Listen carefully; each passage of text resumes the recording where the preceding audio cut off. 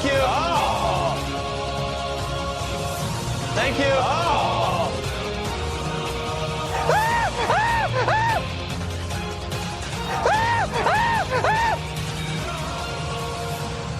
Welcome to the 5th episode of URT Number, the Amazing Race 32 recaps from Reality TV Warriors. My name is Michael Armstrong, and joining me as always is the Canadian who is so mean even when he's helping people, Logan Saunders.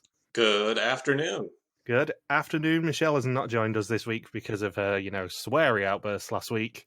Yeah, she's getting her mouth rinsed with soap as we speak. Once she's cleaned up and out of her penalty box, so to speak, she'll be back on this podcast. But for now, she's really been hung out to dry for her potty mouth on behalf of the cast.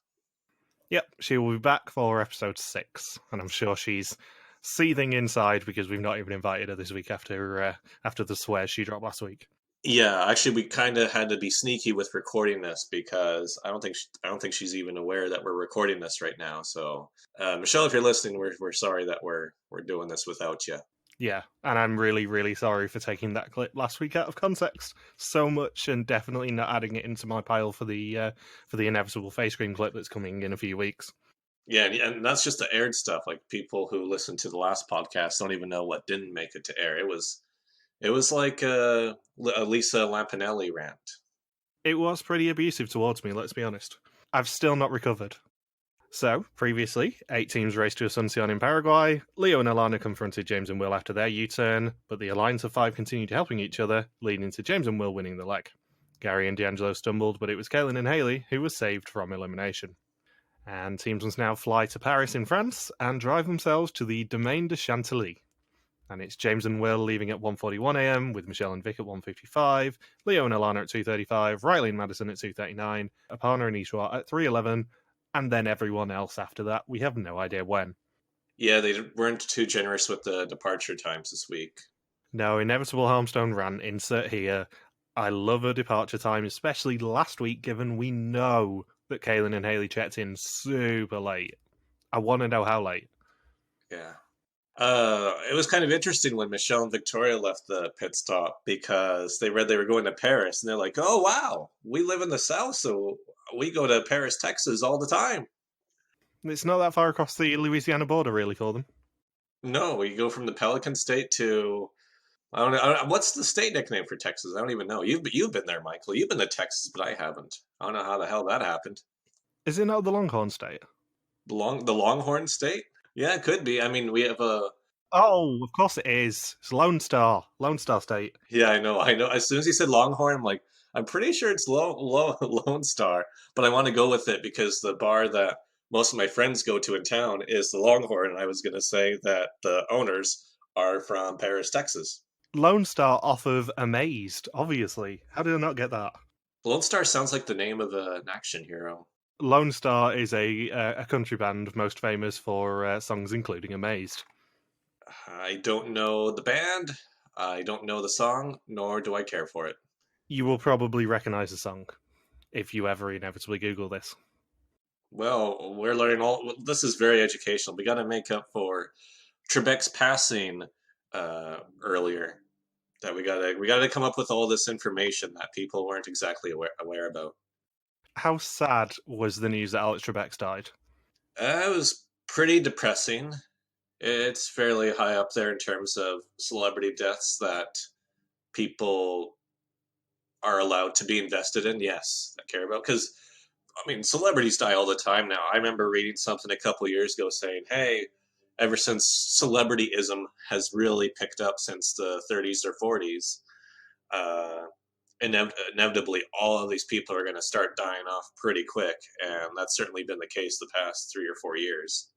Granted, Chadwick Boseman was way, way, way before his time. Yeah, Alex Trebek, even though everyone knew he was on death's door, and even though everyone knew that one of these days we were just going to find out randomly during an afternoon like today that that he did die, it's still really sad, especially as literally 2 weeks ago he filmed Up to Christmas. His final show is Christmas Day. Oh, wow.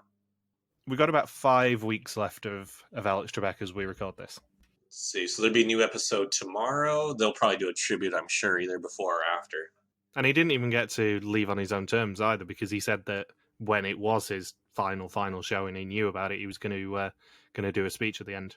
And as far as I'm aware, he didn't finish the Christmas Day episode with a speech. Mm. And the thing is, they're gonna have to pick a new host fairly soon because they need to get recording again. They're only about 5 weeks ahead. Yeah, Jeopardy's usually months and months ahead, right? Yeah, unsurprisingly, it was because of COVID. Yeah, and I find it bizarre though that him and Sean Connery died the same week. I was actually watching Celebrity Jeopardy earlier, the one with Chase the Seaman. Was that a newer one? That was 2013. Oh, okay, that would be newer in my books. Anyways, back to happier days on the race, where we go off to Paris, not Paris, Texas, Michelle and Victoria. And it's fair to say that we do love a self-drive leg on this podcast. And this was a pretty fun self-drive leg. Yeah. Did you know what movie they got to watch on the flight to Paris? Well, it would have been 2018, but it depends on the airline, because if it was Air Canada, it would have been a silent movie, given, Canada's backwards. Actually, it was highly inappropriate. It was One Night in Paris, is what they showed. Yeah. Current. Interesting. It was sponsored by Carl's Jr. So the first car theme thing we have to talk about is, of course, James and Will struggling to even get out the car park. It was interesting that last week they showed them practicing balancing bottles on their head in preparation for this task. This week, when Will and James said, "Oh, we know how to drive a stick," they showed footage of them at like an arcade. You know how a lot of arcades have the go-karts. So they showed Will and James practicing driving those around. Be like, well, we could drive around go-karts, so I'm sure we're prepared for any self-drive leg on the Amazing Race. Little did he know. Yeah, I was surprised that Will could fit into a go-kart with his 6'6" frame. That's not easy. I am quite surprised they kept in the bit where he was just harassing the children who were doing the go-karting with him, though. Because he was very aggressive on that race course. Yeah, he was throwing green shells. He was throwing red shells. James was actually eating a banana, and after he finished the banana, he just randomly threw it behind him. What a dick. It was pretty impressive how he brought his own chain chomps, though. Yeah, just guiding him through the laps. I mean, where do you even find chain chomps? Is that hidden somewhere in the AfterBuzz TV dungeon? I don't know. What can I say? Everything is bigger in Texas, including the selection of power-ups in the real-life Mario Kart. Yeah, just talking about this makes me full of question mark boxes. So confused. So the first 4 teams are on a flight landing at 7:50 a.m, and the other 4 are landing at 8:05 a.m. 15 minutes? That's just dumb. It is, because it very well could have happened that the second flight could have overtaken the first flight. Yeah, 15 minutes is such a minor delay. I mean, you and I have both done lots of international travel, and itineraries fluctuate quite a bit, even when you're in the air and depart on time. Yeah, I think between us, we've easily covered 50 countries now. At least. If there's anyone who knows about traveling internationally, it's probably the two of us. Yeah. And the problem is, as much as I celebrate them finally being on separate flights, it is pretty much as close as you can get to everyone being on the same flight without everyone being on the same flight. Yeah, they'll probably see each other in the queues when they line up to go through customs. So Will struggles to get out of first gear, and sadly for Michelle and Vic, and Leo and Alana, they are stuck behind him. And Leo ends up running out to help them. Yeah, and he actually starts driving him backwards towards the top of the car park and says, "Here you go. That'll do it for you." Who'd have thought that Leo would have done his stunt driving course, though, because he did manage to handbrake turn into that parking space very well. It was an impressive show. Yeah, he was actually. They talked about in the confessional, but Leo was one of the stunt drivers on Fast and the Furious Tokyo Drift. That's what he did to help get by to pay for his education. His Harvard education was subsidized by being a stunt driver in Fast and the Furious. It's a highly unusual combination.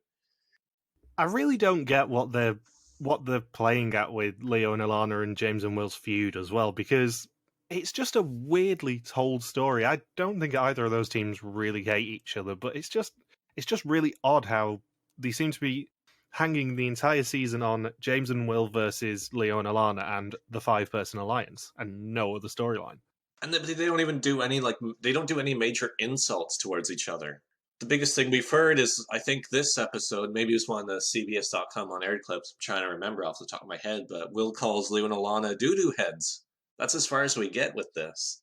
And I mean, after this episode where Leo and Alana essentially get their revenge, where's that storyline going to go from here? Because, I mean, James and Will go home at the end of this episode, but I just kind of don't understand the point of the entire storyline. It's just kind of a bit of a letdown in the end that Leo and Alana get their revenge and then James and Will don't go home because of that U-turn anyway. I mean, editors haven't done as great of a job as they did compared to earlier seasons. The storyline doesn't just kind of hits a dead end here. I mean, it's almost like Big Brother. You know how Big Brother, the episodes air live, so they just make up the storylines as they go. Because the storylines really shift week to week, and they try to hang on to suspected storylines that are long term. But with Amazing Race, they have no excuse because they know how it all plays out ahead of time, and they should be able to sculpt a cohesive storyline. And the fact that there's such an odd ending to this that doesn't quite line up to the events before it, that's editor shitting the bed on that one, I would say. Essentially, the storyline hits more of a dead end than Will does when he's driving. Yeah, I'm glad that's all they hit. I'm glad they didn't hit like the side of the building or drive into the Eiffel Tower. So, when teams get to the chateau, they find out that it is a pre-detour U-turn. Ooh. Oh, that's going to upset the fans online. And even worse, it's a switchback detour. So in the grounds of the chateau, they do have to face a switchback detour, so it is a switchback to Paraguay's detour, which was stack your melons or use your melon. And in the first ever switchback to a previous leg, teams have to choose between stacking a 10 by 10 pyramid of melons or balancing wine bottles filled with wine on their heads as they try and do a dance. Don't they make it a little bit tougher, Michael, since they know the teams that have had experience with this? Yeah, so they fill the wine bottles with actual wine, and the bottles are actual wine bottles this time rather than sugar glass. Oh, that'd be tougher because that'd be heavier. Yeah. And also really messy because everyone gets a lot of Bordeaux wine on their heads. Yeah. Sacre bleu. At least it was funny when Michelle and Victoria land in Paris, they started speaking in Spanish to all of the locals. When they were asking for help with directions and all, they just said, gracias, senor. Yeah, it's their one chance to actually speak French, and they don't even take it. No. Yeah, that was a bit of a... they're just really mixed up geographically, I think. Uruguay is in Africa, Paris is in Texas, which it is, kind of, but they should have known that they were going to Paris, France. Yeah, do you think that they spoke Spanish because they thought they were in Texas, which has a high Spanish-speaking population, and they just never caught on? Yeah, they just genuinely thought that they were they'd flown back to Texas, and maybe they thought that because Texas had talked about seceding a long time ago, maybe they thought Texas had seceded to Europe. So when they were looking at the flight path on the maps, that they thought Texas just happened to be in Europe because they separated from the rest of the United States. I think it's quite telling that Michelle and Vic watched a lot of Amazing Race Canada before this season because they just thought that it was an actual Amazing Race thing to go back to their home country for a few legs at a time. Yeah, they'd fit right in. Then they get to spend 6 rounds in BC and Ontario. So Riley and Madison are the first to the U-turn board. They choose not to U-turn. And then, thanks to helping Will and James, Leo and Alana are second to the U-turn board, and they U-turn the shit out of Will and James. Yeah, Brent and Katie style. I really hope that the mean old lesbians don't harass them at the finish line. Yeah. What was really interesting, too, is that when they showed the detour, Will and James said, we have experience to this. And they showed footage from the very last leg when Will and James balanced the bottles on their head. We prepared for this. So yeah, Leo and Alana U-turn the shit out of them, and James and Will have to do both sides of the detour. And it's fair to say the rest of the cast are pretty shocked that Leo and Alana gave them a bit of revenge. Yeah, you just wouldn't expect that from them. Now, even though Leo and Alana did confront them on the boat, even though they said they weren't going to, I think everyone was a bit shocked that the mild-mannered nerd team actually did something that aggressive. Yeah, and then actually saying that they're going to U-turn the shit out of Will and James in the eyesight or earshot of Will and James too, because it was a bit of a scramble with them all getting there. Even though Will and James were very bad at driving a stick, they just managed to just speed their way through the streets of Paris to get there at roughly the same time. I mean, once they're going, they're going. So, to be honest, not a lot happens in this detail because everyone's done these tasks before. James and Will are obviously fuming that they got U-turned. Yeah, like they smash a lot of watermelons. You thought they were Gallagher. And then we don't hear much from Ishwar and Aparna. I mean, all they did was say something, something, engineering, something, something, engineering, engineering, engineering, engineering. It was like watching an episode of Pokemon where the Pokemon are only capable of saying the one word over and over again. That's kind of what it was with Ishwar and Aparna. They didn't really have a cohesive confessional. Maybe they're robots. And yet somehow they still win this leg. Which we'll get to later. That was a historic finish at the pit stop. So it is Ishwar and Aparna who leave the detour in first. Engineering. Yeah, thanks to their engineering experience. And teams must now drive themselves to the centre of Paris and find the Pont des Arts to get their next clue. Caution, double death yield ahead. I know, it's a new twist out of the Amazing Race. They're really switching things up this season. I mean, if you thought the hourglasses wasn't enough, I mean, this double death yield is very surprising because when teams get to the yield board, they just have to put on headphones and yell really loudly as to who they're going to yield. And then the other team, once they get yielded, have to put on headphones and wait for the sand to run out, and they're not allowed to speak. It's a twist that we never thought we would see on a U-turn or a yield. I think the main thing with the headphones is that because of how heated things could get between Leo and Alana and Will and James, that if they put on headphones that they can't hear how insulting the other person is being. And then the teams can really just unleash all of their rage when they yield somebody too. So they put on the headphones and they can't hear themselves with the vitriol that's coming out of their own mouths. It was probably for the best that Leo and Alana chose to do the bottle dance and weren't there when Will and James were, because I suspect Will and James would have just been lugging wine bottles at their heads. Well, even last episode when Leo and Alana smashed each other's heads, Eric and Jeremy style, with bottles. So it wouldn't be too much of a stretch for if they're willing to do that to each other. I'm sure they're going to do that to another team, and that other team is Will and James, and they are definitely pissed off and may even initiate it to begin with. So, Ishwar and Aparna decide not to use it just yet. Yeah, they said engineering, engineering, engineering, engineering, engineering, engineering, and then they ran off.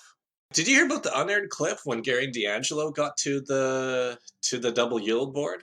Producers, so somebody in production, they were all sharing.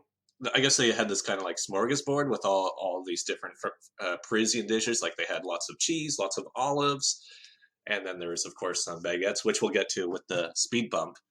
And Gary was just so hungry that after they chose not to yield, or rather, we choose not to yield, which was just hilarious to see each team yelling it really loudly, except for Aparna and Ishwar, of course, who just said engineering quietly and mumbled it. Gary and D'Angelo, or especially Gary, he just started eating all the food that was meant for the production crew, and they had to physically restrain him, which was just hilarious. I think this was just on the CBS.com website too, where they're like, Gary, no, this is for the crew. Do you know how exhausting this has been? Do you remember how long Phil Kogan had to wait for Kaylin and Haley at the end of the last leg? You know, you gotta control yourself, man. You had enough food on the plane. And then he's like, back off, I'm starving. So that was a weird scene to see play out.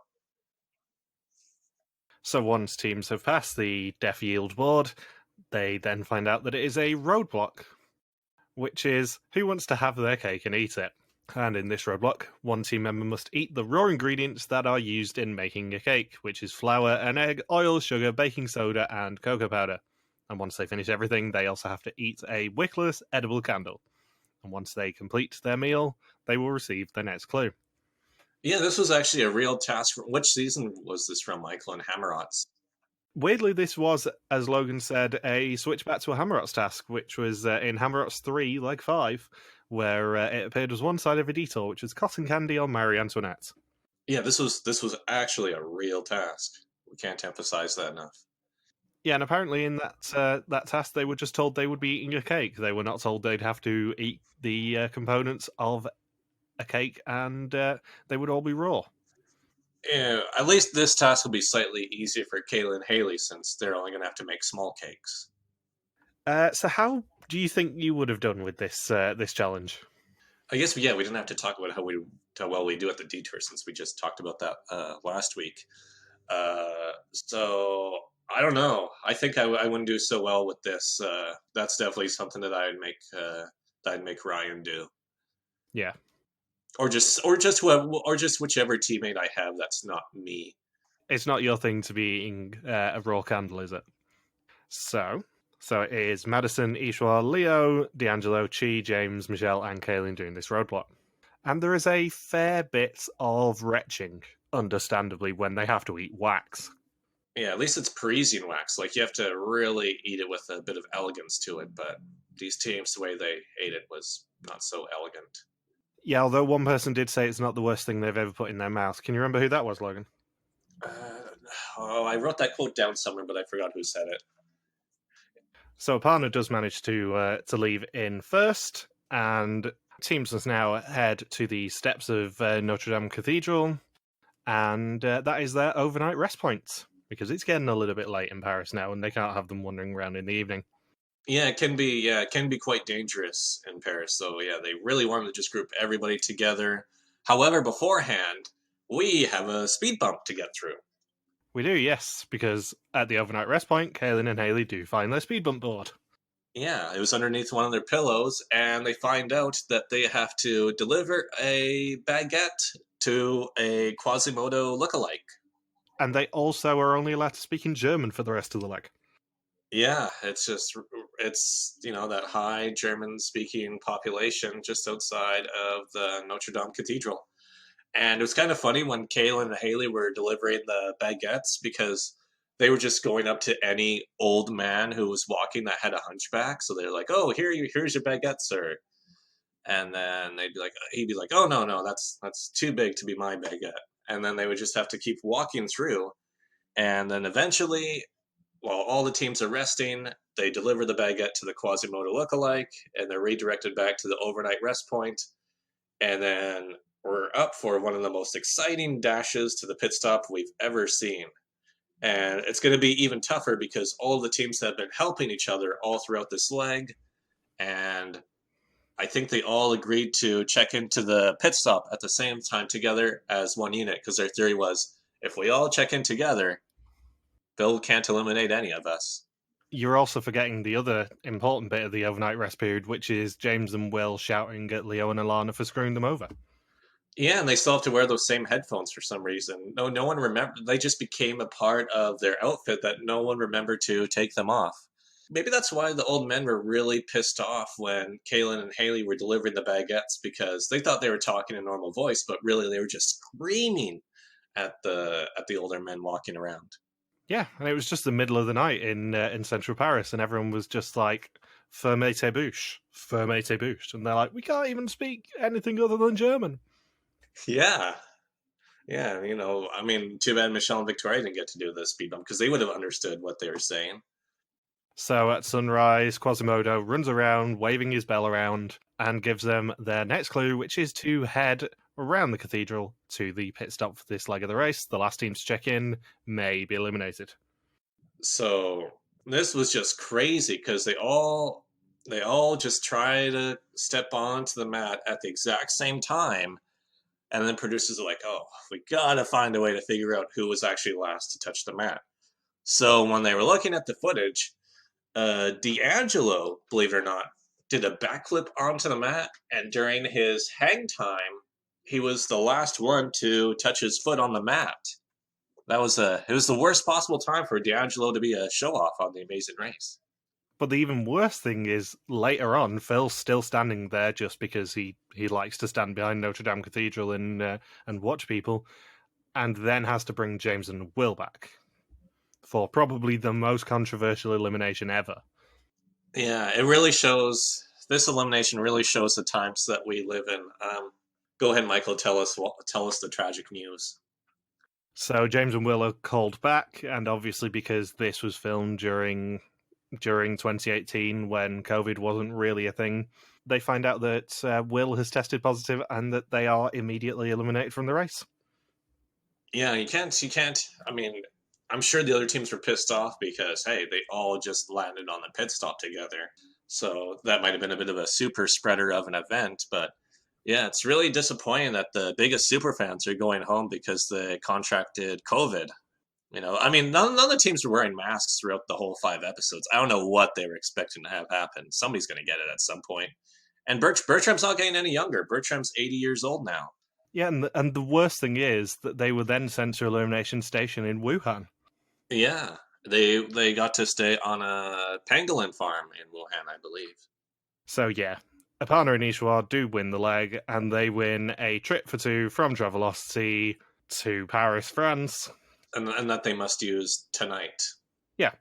And they get to go do a tour of an engineering campus, actually, which was the most excited I've ever seen a team about a prize ever. It's quite an adventure for them, really. Yeah, they got to walk 3 blocks, and there they were using up their big prize. Normally, producers would have to fly people out to Paris to use up their prize, but like, hey, what would save us a lot of money is just the prices that we give out for these holiday destinations. Why not just use it at the same destination as the current pit stop? That's flights they save on. They've already got the accommodations used for the racers. I mean, it just makes sense. Some people think it's another ridiculous way to chip away at the budget, but hey, if that keeps us going with some of the other tasks throughout the season, and maybe destinations that are tougher to get to, I'm really all for it, Michael. It's quite interesting how they also got the slap-up meal at Chez McDo, which is a new French restaurant. Yeah. And did you hear about the unaired fast forward that nobody decided to take for this episode, Michael? So there was a fast forward at Le Grand Rue du Fromage, which is a major landmark. It's kind of another switchback, so to speak. In season 1, how the first route marker in Paris in season 1 was Le Grand Rue. Well, right next to it, they built a slightly smaller version of it right next to it called Le Grand Rue du Fromage. And then teams would be strapped in and have to do, I think, 50 rotations. And each rotation gets a little bit faster. And I guess the G-force really picks up. And then once they finish, they get their next clue. However, the stench that clings to you was enough to deter teams from trying to do this task, because you're trying to hire a taxi and suddenly you smell like fromage. No taxi driver is going to want to take you. No, and they did have to uncover the fast-forward clue by picking up cheese sticks as they went upside down as well. Yes, which was, of course, another switchback to the season 3, episode 9 fast forward with John DeVito and Jill in Switzerland. Because it was like a smaller wheel of cheese to uncover where to go, which was kind of clever by production. Maybe that's what Gary was looking for. I think that makes sense now, that Gary was he thought that the fast forward clue was underneath the food for production, when really it was underneath that small circle of cheese right next to it that was marked with the race flag. But Gary just saw food. He's like, oh, I gotta eat this shit. So he did. It was so funny. Oh, classic Gary. So do you want to eulogize James and Will? A legacy, I would say, is far shorter than anyone really expected. Yeah, they had all these major storylines set up. They won like 3 and 4, and then I don't know what they were thinking. They really took the alliances too far. I mean, they included Leo and Alana in their own alliance going into the pit stop. Yeah, and Leo and Alana U-turned them on this leg. Yeah, like, it's just so weird that, that Will and James U-turn them, and then Leo helped them with the stick shift, and then they U-turn each other, they yield each other, and then they're still friendly to each other, and they check into the pit stop. They're friendly to each other on social media. What is this shit? I mean, I'm glad that they had a speedy recovery from COVID. I'm surprised that only one of them got it, but not the other, which was kind of odd. Of course, now I assume they both wear masks regularly. They're really, really educated people about COVID, I think, since the race happened. Actually, this is very interesting. Uh, so when they were in Wuhan, at the pangolin farm, they actually got sent masks made of garbage from Paraguay. They not only do they make instruments out of garbage, but also masks and other little accessories. So they heard about Will and James and said, let's send them some masks made out of garbage. So they did. Very inspiring. I think James said on Twitter that the reason that he didn't officially get COVID is because he was asymptomatic. So he tested positive, but he wasn't like coming down with any symptoms. That makes sense because no one really. Yeah, that's the tricky thing with COVID. So next time, teams head to Berlin, alliances crumble, we get more terrible driving skills, and Hung falls apart. Yep. Yeah, well, who knows who'll need help with this self-drive leg. Any predictions for next week, Michael? I mean, we're getting to the point where we're going to pretty much work out the non-elimination structure. So if next week isn't a non-elimination, it means the week after probably is. Yeah, they don't like to use non-eliminations past beyond Final 5 now, except on very rare occasions. I think next week will probably be a non-elimination. Do you think this was one of the better? I mean, I think one of the worst parts about this leg was the speed bump and the fact that they could basically do it during the rest period. During the rest period, yes, and then they just go back and it's like, well, speed bumps already don't matter as it is, but that just took it to a whole new level. It's not even a 5 or 10 minute deficit. It's nothing. They just did it during the night. All they get is a little less shut-eye. And it's not like they're going to be woken up by people snoring after they get in or from D'Angelo snoring because they still had those headphones on. So that made it really easy for everyone to sleep at the rest period. I do think it was a bit irresponsible for production to just give them sleeping bags on the steps in Notre Dame, though. They could have at least given them a roof, because they filmed this in November. It was not going to be warm or dry in Paris in November. They were lucky there wasn't snow. Yeah, I think it was just an unusually hot day in Paris, so they felt, hey, let's not bother paying, a few hundred or thousands of dollars on rooms for all the teams. It's a hot day, be a nice peaceful sleep. Everyone can get to know each other a bit more, possibly get COVID too. So let's just put them all on the steps there, give them nice sleeping bags, and they'll be able to get through the night. And it's probably easier too. It's less hassle to get Kaylin and Haley from the speed bump back to the rest period. So, have you got anything else you want to say? No, this was an extremely linear leg when you look at it. I mean, the double def yield was quite the experiment. I'm curious to see if they'll try that twist again. Maybe they'll do it this season. So far, we still haven't had any head-to-heads.